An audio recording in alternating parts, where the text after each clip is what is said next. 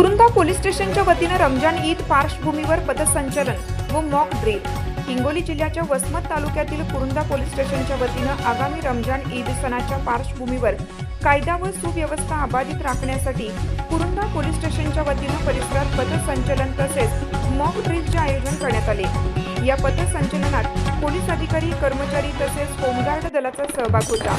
मुख्य बाजारपेठ, संवेदनशील भाग आणि गर्दीच्या ठिकाणी पथसंचलन करून नागरिकांना सुरक्षिततेचा संदेश देण्यात आला। यावेळी कोणतीही आपत्कालीन परिस्थिती उद्भवल्यास तात्काळ प्रतिसाद कसा द्यायचा यासाठी मॉक ड्रिल घेण्यात आलं।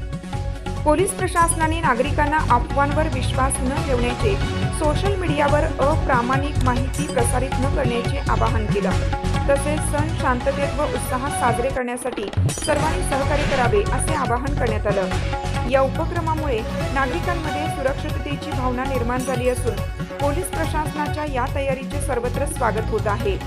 सक्षम लोकशाही न्यूज नेटवर्क चॅनलसाठी विभागीय प्रतिनिधी रवी कुंटे, ब्युरो रिपोर्ट, कुरुंदा वसमत।